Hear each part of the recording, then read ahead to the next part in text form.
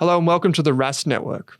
What you're about to hear and see is limited to general financial information only. Please be sure to speak to your financial planner or refer to our financial services guide available at rask.com.au/FSG before acting on the information. Welcome back to this mini-series on income in retirement here on the Australian Retirement Podcast. In the upcoming episode, you're going to hear from Nicole Kidd from Schroders RF. And we're going to talk about something that gets into the weeds a bit of how to produce income from what we might call an alternative income stream, being private credit. If you don't know what that means, that's okay, because in this episode, Nicole does a great job of breaking down all of these terms for us. One of the things that makes this episode quite unique is this is an area that's typically only ventured into by really savvy investors or people who see a financial advisor. If you're a bit confused or some of the stuff, maybe goes over your head a little bit, I don't want you to disregard this episode because it is one of these areas where it could produce a pretty reliable income stream if you do it right. So always make use of the Ask a Question link that is available in the YouTube description, or if you're just listening, it's available in your podcast player. And you can select the Australian Retirement Podcast and ask our resident financial advisors, James and Drew, all of the questions you want to know about how do I use this thing called private credit, or do you do that with your clients? I'm sure they'll answer it. Without further ado, here's Nicole Kidd talking about private credit investing, what that means, only available on the Australian Retirement Podcast. Nicole, thank you for taking some time to join me on the show. Thanks for having me, Owen. It's going to be a really interesting conversation today because we're going to dive deep into private credit, and within that itself, we're going to define a lot of terms and we're going to double click on a few things that you do at Schroders RF. Maybe to get things started and just to make sure we're keeping everyone up with the conversation for people that are new to this, can you tell us what we mean when we say private credit? Yeah, it's a really good question, and you would think an obvious question by its very name. But private credit is essentially any type of credit that's not traded on a public exchange, and the term is used to describe non-bank lenders that provide loans to companies, and those loans are privately negotiated. Hence the term private credit. It can also be called alternative credit or sometimes direct lending, but it's really a fast-growing asset class and it's quite attractive for those that are seeking income in their portfolios. And if I think about what is a private credit lender, because I think that's sort of the natural next thing to talk about, it's really a lender that's looking for companies that are seeking capital for an asset like real estate or a business, for example, and they look to structure the loan in a way that protects the downside risks and package that opportunity up in a fund or perhaps give opportunities for investors to get exposure directly to that asset. So when most people, I'm glad you mentioned alternatives, because I think that's a key term there. But when most people think about like getting some sort of income return, two of the things that they might come across are like this term fixed income and government bonds. And then the other thing is a term deposit. Now, can you maybe, I know they're not the same, so can you kind of juxtapose those or just share some similarities or differences? I figure those might be a useful analogy, but feel free if you've got any others. Yeah. Well, I mean, I think the best thing to say is it's a universe, right? So there's not like one type of private credit loan. And that's part of the attraction, but it's also a challenge of investing in the space. And there's a few things that private credit have in common with the things you just mentioned. So fixed income on government bonds and term deposits.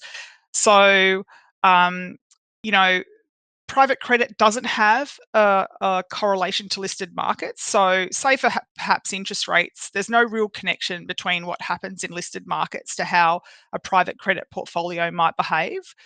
So, it can be a really great diversifier in portfolios. And I'm sure your listeners and viewers are familiar with the equities markets, and alternative products like private credit can be a really great addition to portfolios to give exposure to different risk and return strategies. So it's in the same way that they might think about using fixed income and term deposits as a diversifier in their overall portfolios.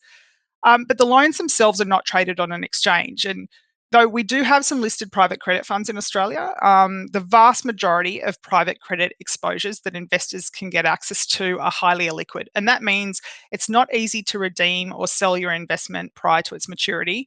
And that's a return enhancer, but it also needs to be understood as a risk to be considered. Bonds can be traded, so the level of liquidity in that instrument is higher, and you can, at a cost, often redeem a term deposit early, depending on where the prevailing rate of the day is. The other thing is that they're not government guaranteed. So, whereas with a term deposit, you'd have the security of the bank sitting behind that, and you would have the benefit of the financial claims safety net scheme, or with a fixed income instrument, you would have likely an investment grade rated entity issuing the instrument. The borrower universe in private credit is often sub investment grade, so it's unrated. And because of the size and complexity of the borrowers, they're often small and mid-sized borrowers, so they're not big enough to get a rating. They wouldn't go to the expense of doing that, and public markets aren't open to them. Um, so because it's sub-investment grade, the probability of default or the risk of capital loss is naturally higher, and therefore returns are also higher. But it's really important to understand what it is you're investing in. Um, you can also have a variety of security or maybe no security. Mm. So, for example, at Schroders RF, we offer exposure to loans that are secured by real property mortgages. And we have a reasonable equity cushion behind the debt amount. And that's the difference between the independent valuation that we get on our loans and the loan amount. So if our loans go into default, we've got the ability to sell the property. And our approach is to lend with a sufficient buffer, to have a high likelihood of recovering all of the outstanding monies that are owed. But private credit's a spectrum, right? This isn't definitive on all private credit investment opportunities. And I just want to remind everyone to do their homework before they go investing in this space, including seeking independent financial advice, because I would say that private credit can be a really great way of diversifying your sources of regular income. And in the case of commercial real estate debt investing, you can also get exposure to a market that's otherwise sort of more cumbersome to get exposure to. So, for example, investing in real estate debt versus investing in real estate directly as an investment class. You don't have to go through the stress of acquiring the property, going to inspections, maybe the high entry and exit costs, or dealing with strata, for example. You can get exposure to investments in a way that you're tied to real estate, but you're not directly purchasing the properties. And the returns are attractive relative to the gross rental yield that you might get on that asset, which I don't know what it is now, 3 or 4%, you tell me, but with much less hassle. Mm. We're going to dive more into that side of things, being being able to get security, lower the risk. I shouldn't say de-risk, but lower the risk on a private credit portfolio, because a lot of our listeners and viewers want exposure to this side of the fence, and particularly now, not only as we talk more about private equity and private credit, private debt, um, not just generally because of that, because they're also thinking, well, if interest rates, are starting to come down, eventually we'll reach a point where we probably want something that's adjusting for inflation and different types of things and preparing for different scenarios. So we'll continue to talk through that throughout this conversation. But there are a couple more terms I wanted to quickly cover off with you. Mhm. One is for folks who haven't heard of it, this idea of a syndicate. It's just a group of investors that have come together to invest in a single loan. Okay, that was an easy one. When It's when you say probably the shortest answer I'll give. when you say things like first mortgage or second mortgage, can you tell us what they are? Okay, so a first mortgage, that's a primary lien, or you have the first priority against the piece of real estate. So you have first priority security. You're the first mortgagee. You have the right to take action on the security if there is a default. A second mortgagee sits behind that. They have a lower priority to the first mortgagee. So it's riskier, right? And it's more expensive debt if you're looking to get exposure to second mortgages. You need to understand that if a loan goes into default, either the senior or the first or the second mortgage goes into default, and you are the second mortgagee, you have to wait while the first mortgagee deals with the asset. And so they may not necessarily recover sufficient funds to repay you, and they may not have an obligation to either. So that's why returns are much higher on second mortgages. That reflects the higher risk. It's interesting because I think, correct me if I'm wrong, I think I saw on the Schroders RF website there was an particular asset where your business had both the first and the second. Yes, yes. So we do sometimes structure the first and the second, and that relates to the amount of risk that the borrower is looking for vis-a-vis the pools of capital that we have. So we might have a pool of capital that we deem it reasonable to only go to 65%. Right. And we are happy for an institutional pool of capital to sit behind that because they understand the additional risk that comes with that stream of debt. Now, not to kind of be like the movie Inception and just, twist people's heads another way, but there's something very unique about the Schroders RF fund, and I want you to kind of explain that to us because when Mitchell, being Mitchell Snedden from our business, was doing a kind of briefing call with you and the team, he came away very excited by this, and he thought it was very unique. And I've got to admit, it is quite unique what you guys do. So, can you explain exactly what this term is? Because I know you want to define it for us, and then Yes. I'm going to ask you more about the Schroders RF business. Okay, perfect. So Schroders RF Select Credit Fund, which is our primary fund that we offer to investors, is what's called a contributory mortgage fund. And a contributory mortgage fund gives investors the opportunity to diversify their investment portfolio by gaining exposure to a broad selection of mortgage investments, but no obligation to invest in any specific mortgage.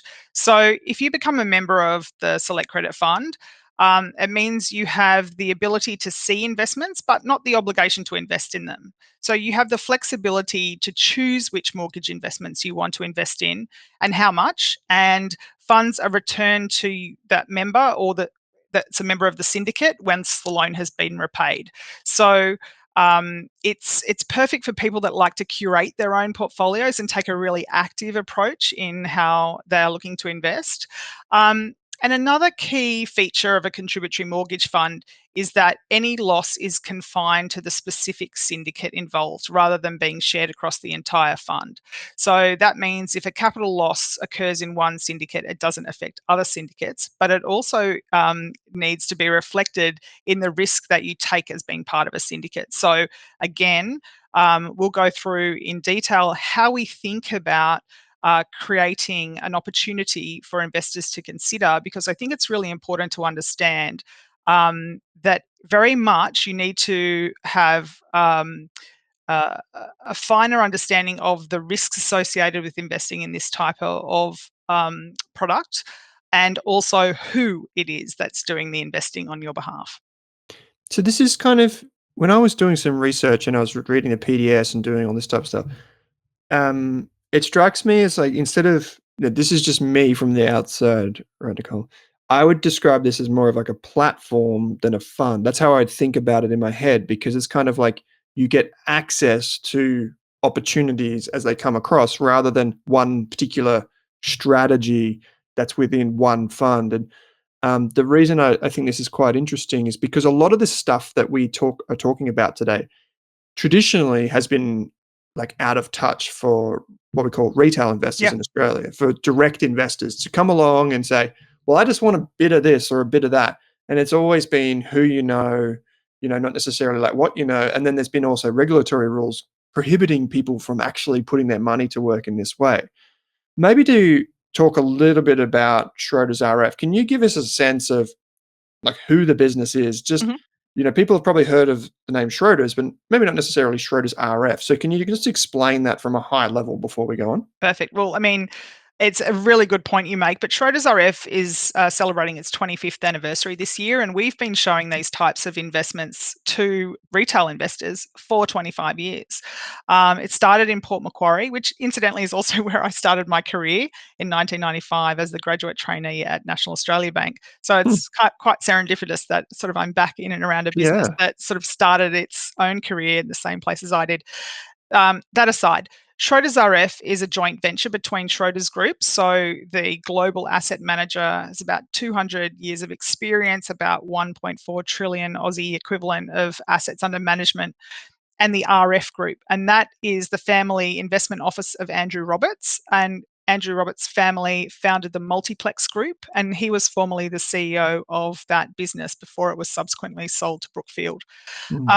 So RF Group itself invests in a global portfolio, but has a significant property and construction exposure via its portfolio companies like Schroders RF, also RF Corval, and Roberts Co, which is a construction company. So I like to think of Schroders RF as being a great blend of a global asset manager and having that sort of risk governance, corporate oversight, and the deep real estate DNA of the Roberts family. Interesting. I did a bit of digging into this in the lead up, obviously, for today's discussion. And I think there's a lot to be said about, like I said before, about it's kind of who you know in private markets, not necessarily what you know. It's being able to access opportunities, being able to get the good deals. Because for folks that aren't familiar, if you don't know who's in need of capital, oftentimes the ones that are most desperate for the capital are the ones you don't want to give the money to. So Yeah. it's kind of this give and take. But let's start with the kind of the side of the ledger that focuses on risk, because I think this is the best place to start. Um, Fixed income and debt investors generally always say that the equity guys have it easy because they can kind of just come out and spruik whatever, and who knows what will happen. But on the debt side, you don't have that luxury. You've got to be very, very fine-tooth combed when you go through Mm. these things. So can you give us a sense about the risk side of it? I'll just start more broadly. Mhm. Just tell us, let's just start with risk. You just go wherever you want to go, and I'll follow. All right. Okay. Well, let's kick off then. Well, look, all investments are subject to risks, and there's no guarantee with many investments, particularly in the equity space, that you're going to recover your capital at all or your interest. But equally in our space, when we show an investor an opportunity, we still have to point out that there is no guarantee that you're going to receive your capital or receive interest payments as expected, and the risk level varies depending on each individual investment. So we are governed by the DDO, Directive Distribution Obligations, and so we are very, very careful to ensure that we clearly explain, particularly to retail investors, what the risk profile of our asset is. And so if I was to think about it on a scale of extremely low to extremely high risk, we would say that our fund is considered a medium to high risk product, because whilst your income is not guaranteed, and I'll talk a little bit more about how the income we provide for the income on each loan. Mm, And that is, it's not guaranteed because borrowers might default on their loans. It's expected to be relatively regular, assuming the borrower meets its obligations and does all the things that they say they're going to do. And we are actively monitoring them. And that is the key point. But the largest potential risk an investor faces in a fund in the commercial real estate debt space is a default by the borrower where they fail to repay their loan in full plus any interest owed. And no matter how many times you've seen me talk, I think I say it every single time, the best you're going to get back in a debt investment is your principal and your interest. So you need to find a manager that can actually give you the confidence that they're on top of it, right? That they know what's going on. They don't just write a loan and get your investment in and then sort of hope for the best. They are on top of making sure the borrower does what they're supposed to do over the life of the loan. And so the question becomes, how do we mitigate those risks? So we're bringing a significant amount of experience to the table when we're assessing the opportunities, because you do all of the work at the front end, right? So we're assessing the opportunity and we're getting comfortable with it before we even think about offering it to investors. We've got a highly experienced team, and I know lots of people say that, but I can comfortably say I can see the years upon years of experience in my team. They've worked in domestic banks in real estate. They've also worked within other non-bank real estate lenders, and the team has seen more than a few cycles, and their experience in the industry is so valuable, and it's something that you should look for in an asset manager, whether it's us or whether it's anyone else. You need to go in and have a look at what have they done? Have they been around for a number of cycles? Because over the last sort of 10 or 15 years, things have been relatively good, right? And mm, so it's only now that we've seen some sort of elevated interest rates. We've had COVID and issues around that. We've had higher construction costs. We've had a lot of things impacting the real estate space. You want to understand who it is that is doing the assessment for you. So basically, in Select Credit Fund, we're inviting investors to consider the ability to invest in loans of up to 70% loan to valuation ratio. So I'll call that LVR. Sometimes I forget to say it properly. So, and our valuations have been prepared by a professional independent valuer. So we're doing asset lending here. So within that loan to value, that 70%, we're also pre-funding the interest for the term of the loan. Now, most of the loans are 12 months, 18 months. So we're assessing the amount of interest that the borrower would have to pay for that tenor, and we're withholding that, and then we are paying that out to investors monthly, provided that the borrower is doing what they say they're going to do. If they default, and we'll talk about defaults, I'm sure, a bit later, there will be a penalty that's applied on top of that basic interest rate. And that penalty interest may need to be recovered at the refinancing of the loan. So I just want to point that out. But we are pre-funding a performing loan amount of interest. So there's no reliance on the borrower doing anything to generate cash flow to pay investors during the contractual tenor, provided that the loan is performing. But like, there are inherent risks in lending to commercial real estate, aren't there? So we've got market movements could impact the value of the security. For example, if we did a residual stock loan, so that's a loan against, say, unsold stock in a development that's still held by a developer, often we'll advance an amount against that and we'll take that security. But we'll say to them, look, you've got to sell 3, 4, 5 apartments a quarter, and if you don't, that's a default. So if there is a slowdown in the sales rates because of pressures that borrowers in that market are seeing, and they're unlikely to be able to secure finance to buy the apartments, they may not be able to sell the assets at the rate we had anticipated. So that is a risk. And refinancing risk, I think, is the key risk that we're trying to understand, not just at the outset of the loan, but right along the life of the loan. Because again, we've got to get investors' money back and the interest that's owed. So whoever you choose to trust with your money, if you're investing in this space, these are the questions that you need to satisfy yourself that they're on top of. Default rates. Okay, so we're talking about credit risk. Let's touch on default rates for a second. Sounds like a scary word, right? Default. But where a loan is defaulted, like it means that an essential term of the contract is not being complied with. And these are very voluminous contracts that we enter into with borrowers. So there's lots of things that they need to do. And sometimes things inadvertently don't get complied with, like an information covenant. They needed to provide us with something by a certain date. Maybe they forgot. So that would technically be a default. But what we're doing is it's a spectrum of concern, right? I split it into, or we split it into things that will impact recovery and things that won't. So things that might impact recovery would include like a significant change in the value of the asset. There might be an environmental event like flooding or bushfire or something, and it means that for whatever reason, a risk that wasn't identified at the outset is now a risk and impacts the ability for the property value to be withheld. There might be a structural shift in demand for the underlying asset, like an extreme scenario might be nobody wants industrial warehouses anymore. Or there could be something less of a concern, such as the delay in the settlement of a property because the incoming purchaser has had some issues with the financier or something like that, or something's been held up in council, and we're waiting for something to happen for a construction financing to follow on from our development financing. But whatever the reason is, the primary thing we're concerned about is, does it impact our ability to get our money back? And if the answer is no and it's manageable, we're going to be less concerned with the default. Perhaps we need to extend the loan, or we need to waive a technical default, like we forgot to send you our accounts last week, but here they are.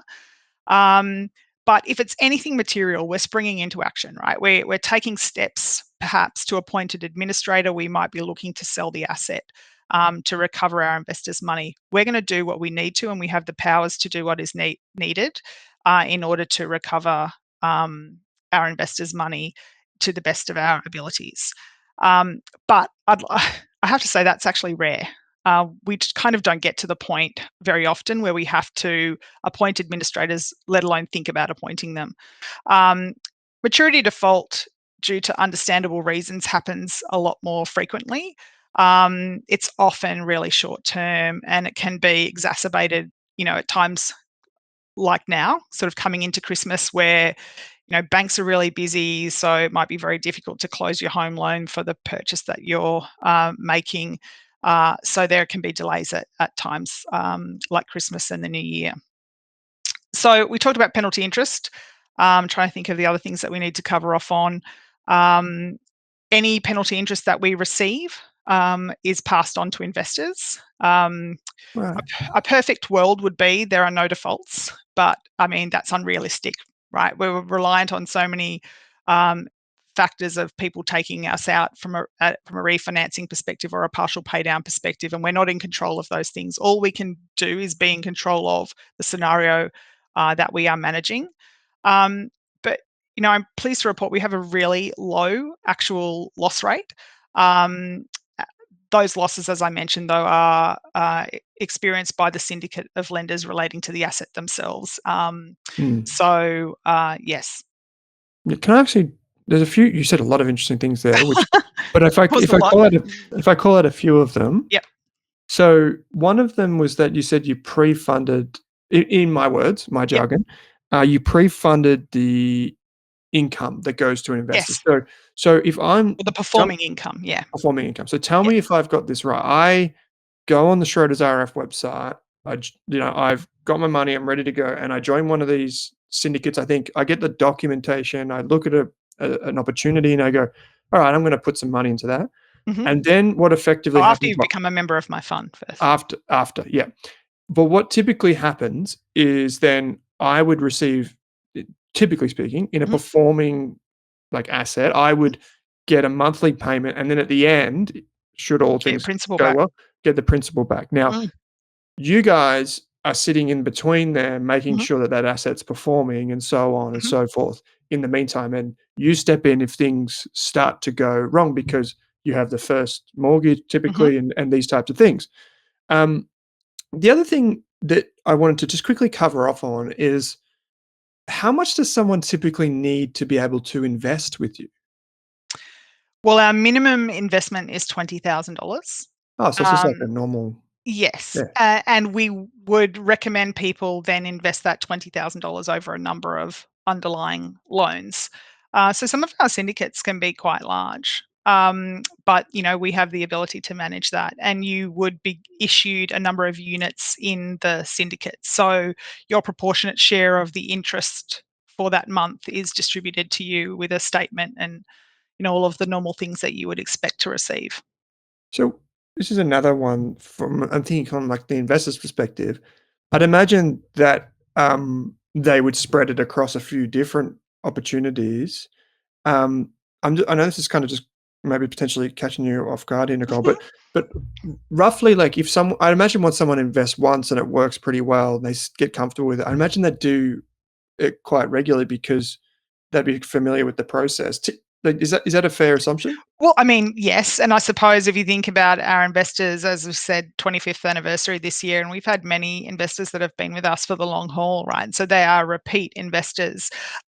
We are now finding that we can fill syndicates really, really quickly because investors are enjoying the returns. We communicate well with our investors as to the risks associated with the opportunities. And I think we've built a real sense of trust within certainly many of our long term investors. And then, the returns are attractive relative to other asset classes. So obviously, again, people should seek their own independent financial advice. But when you think of the spectrum of returns, right the way from term deposits and govies and other fixed income opportunities up to this space, given the security that sits behind it, it's definitely a thought provoking asset class Mm. to consider. So we have a bit of FOMO sometimes. Sometimes we get people ringing up saying, "I missed that opportunity," and the onus is on us to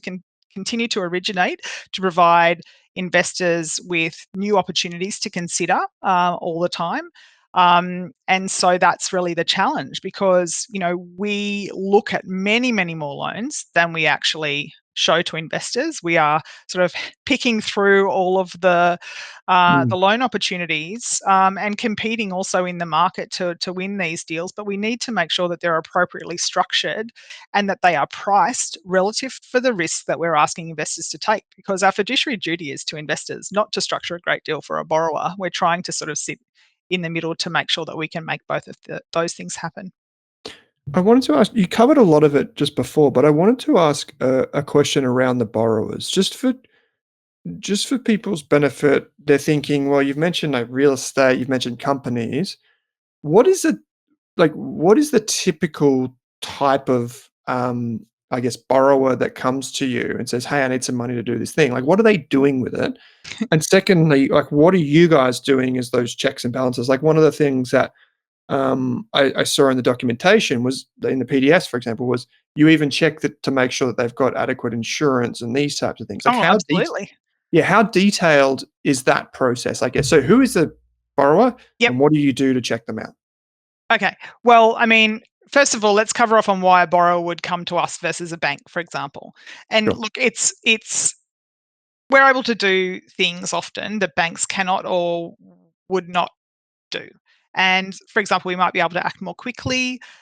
We might be able to lend at a higher loan to valuation ratio. A bank might want to be serviced during the life of the loan, but we might be happy to build the interest component into the debt amount. And we might be able to agree certain flexibility in the loan that a bank cannot. For example, we might be happy to say, have a lower sales rate in a residual stock facility, or yeah, I can't think of anything sort of off the top of my head, but all of that comes at the cost of a higher interest rate. And so you've got to ask yourself, why would a borrower be prepared to pay that? And let me give you a couple of examples. So we've seen deals recently where banks are only willing to lend 50% loan to valuation ratio against a particular asset, but we might be willing to go to 60 or 65%. And that extra 10 to 15% to a borrower is really valuable because don't think of it as expensive debt. Think of it as cheap equity because they may not be able to come up with the equity at that price elsewhere. And in many cases, it's the difference between being able to do the development or not do the development. So Mm, that is one reason. We've also had scenarios recently where borrowers have been contracted to purchase a property. There's a fixed settlement date. They've got other finance in place, or so they thought. And then it sort of comes to 2 or 3 weeks before, or this particular one I'm thinking of was needed to settle on the 20th or 22nd of December last year, and it was the beginning of December, and they're not going to make it. And it's Christmas, and everything shuts down, as I said. So we stepped in. They already had the valuation for the other lender. We had it assigned to us. They already had all of their information in place because they'd got their approval. So mm, we could step in really quickly and take control and take the completion risk away from the borrower, and they were happy to pay us generously for that. We mobilized, we solved the problem because the alternative for them was they were going to lose their deposit and the opportunity to invest in the asset. So they're two really quite common reasons that mm, a borrower would come to a non-bank lender over a bank. But often it's just about the LVR. We're willing to take extra risk because we're willing to get paid for it. And the higher rate as that's attached to the risk is of benefit to the investor. Um, we don't lower our credit risk standards, though, right? We're going to talk about how the sausage is made, as it were, is how what do we do when we're assessing these loan risks, and how, as an investor, would you get comfortable that we know what we're doing? mm. And basically, we're assessing loans, we're lending money that belongs to our investors, and we have to keep that investor fiduciary duty at our front of mind. So if we don't think the loan is of sufficient credit quality, we're not going to offer it to our investors. Interesting. In terms of in terms of borrowing, obviously I've got a lot of familiarity from borrowing for my home, right? But Yeah. also for my business as well. You know? So I know that there's a lot that goes into that. and some of the things like I'm familiar with, like bankruptcy checks, criminal checks, all that sort of stuff. And so you guys would have to be able to do that as well, right? As part of your what you would call like the credit, assessment. You Mhm. would have to do that on the borrowers, the directors, I'm assuming, all that sort of stuff. We do. And our head of credit would be really happy I'm about to talk about this. We apply what we call the 5 Cs of credit. So we see lots of deals. We see them all the time. As I said before, like many of them we say no to. But what makes a deal, right? There's no cookie cutter approach here, but we do take these 5 Cs of credit and we apply them in all of the transactions that we're assessing. So let's talk about what they are. First one is character, right? So what is the borrower's past and expected future behavior? What's their experience? Are they reliable? Have they done this before? If they're asking us to refinance another lender, we want to know why. Um, Yeah. why is that lender not renewing their loan? We want to understand their past lending experience and performance if they've borrowed from us before. And we have many repeat borrowers, and that does help because we know their ability to do what they say they're going to do when they say they're going to do it. What's their capability in delivering their projects? Are there any adverse media articles? I am the queen of the Google search detective on understanding who borrowers are. And of course, we do the usual credit reports and company searches, and we have a list of those that we do. The second one is capacity. So, what's the borrower's ability to meet the financial obligations, including ours, but more generally, we want to know what else they've got out there. Who else are they borrowing from? Um, is there anything else that's going to trip them up that we might need to know about before we extend Mm. any further credit to them? What are their interest servicing obligations to other parties or to us? And we want to understand the requirement for retained interest, which is um, what did you call it before? I can't remember. Like the income, Pre-funded. yeah, Yep. pre-funded, yeah. And any other operating costs that they might have that could impact their ability to perform. And it's not so much financial as well as just time. So, if they're a builder developer, like what other projects have they got on the go? Who else are they contracted to do work for? If we're only giving them 12 months to do something, how do we know they've got the time to be able to get that DA in place? If they're overextended, we'll want to understand that. Mm. Um, the third one is capital. So that's the amount of equity that the borrower has access to on either their balance sheet or in their personal capacity. So we often take personal guarantees from directors of companies. So what happens if the project needs extra funds? Do they have the capacity to inject those extra funds? Could they get access to them? What's the risk of that happening? We want to know that. Um, what are we up to? Fourth C Mm. is collateral. So that's the security assets. So we want to understand what those assets are. That we read the valuation reports. We really read those valuation reports. We want to understand what's an appropriate loan to valuation ratio. Just because we can lend 70% doesn't mean we always should. It's really dependent on every particular asset. So you can't take, some townhouses in Kew in Victoria and say it's the same as doing a industrial subdivision in Matraville, for example. They're not the same. What's the asset type? Are there any environmental issues like flooding, bushfire, or heritage often can impact the ability to get a development application approved in a seamless fashion? What's the feasibility of developing a property? Like if a borrower wants to borrow and then get the construction lined up to do in 12 months, we might say, well, they're not going to get that Mm. approval done in 12 months. They need more time. We'll ask all those types of questions. Does it make sense? If we had to sell it, what would be the market for the asset? Who would buy it? How long would it take to sell? All of the borrower's assumptions around this reasonable, and what could be the downside? So, what's the worst case scenario? Often we're looking for 1, 2, or 3 ways out. Sometimes there aren't 3. Sometimes there are 2, but they're reasonable. We're taking all of that into account. And then the last one is conditions. That's conditions of the market. That's conditions, things like, the construction cost escalation that we saw. Did we think Yeah. that's continuing? And it's great having the Roberts Co. Business as sort of a sister business, as it were, because there's a lot of experience sitting within that business, and also people sitting on our board from the RF group that can give us a lot of insight into what's really, really happening out there in the construction space. So that's really very helpful when we're thinking about these things. Also, the anticipated timeline to meet development applications and project completion. So we're just doing these sense checks all the time. Do we need to apply conditions to the loan saying you need to get your DA approved by month 6, even though it's a 12-month loan? Because that tells us that there's enough of a buffer to sort it out if there's a problem. What kind of sales milestones are reasonable? So the 5 C's of credit, they provide insights into the borrower's credit history, their financial stability, the security property, the likelihood of us getting repaid at the loan term. So there's no right or wrong answer in any of this. They're all assessed in combination to come up with a considered outcome. And it's not just one person making this decision. We all sort of sit around and bring our relative expertise here. And a risk could come up straight away, which we go, no deal, like character. That's a really, really big one.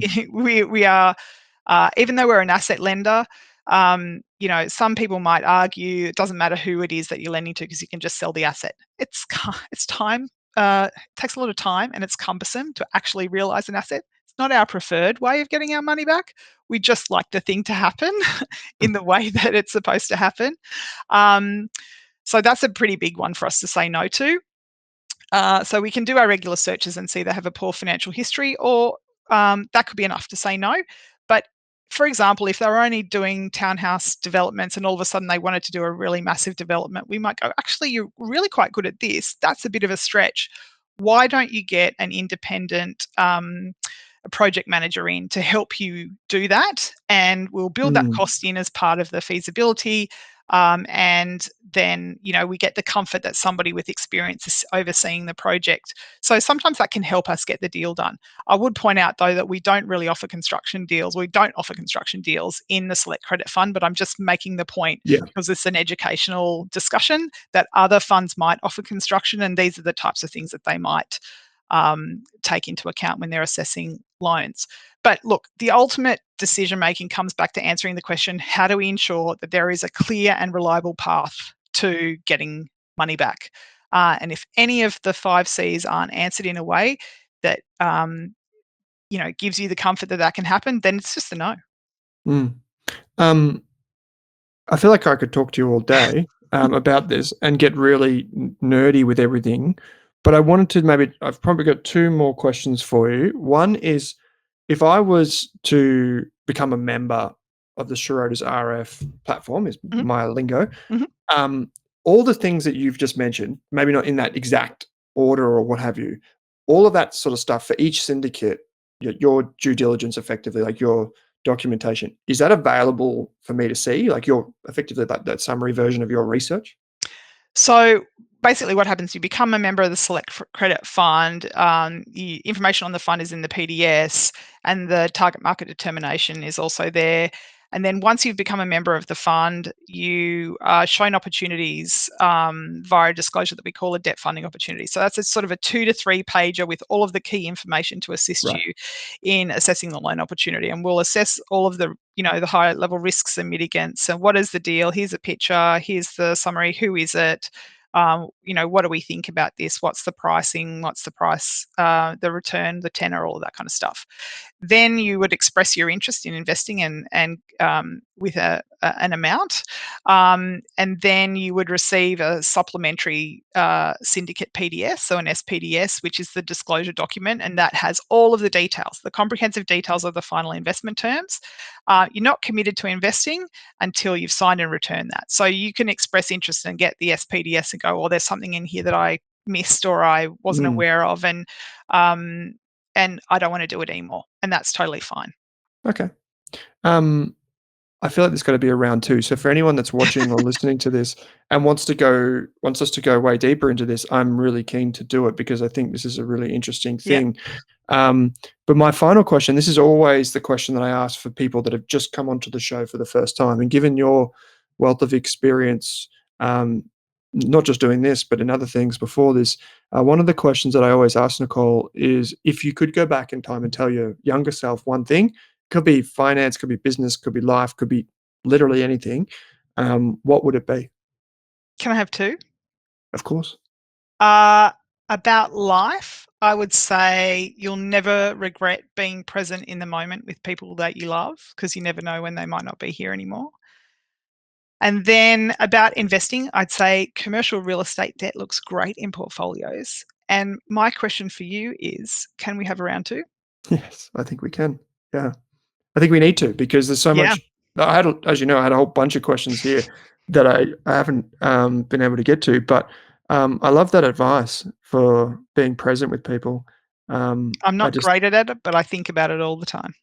well, acknowledge it, and it will be. So, Nicole, this has been a wonderful primer on private credit for people that haven't heard about it before. And I'll leave it up to everyone listening and watching to head to the website. There's a link in the video description or your podcast player if you're listening, and you can go and check out the Schroders RF website. You can see examples of deals that have been done, yields, maturity, all that kind of stuff as well, to give you a really good sense of what we're talking about in this discussion. But once again, I really appreciate you taking the time to join me. Thank you so much, Owen. Thanks for watching this video on the Rask Network. While you're here, don't forget to like and subscribe so you can get videos each and every day on business, finance, investing, and so much more.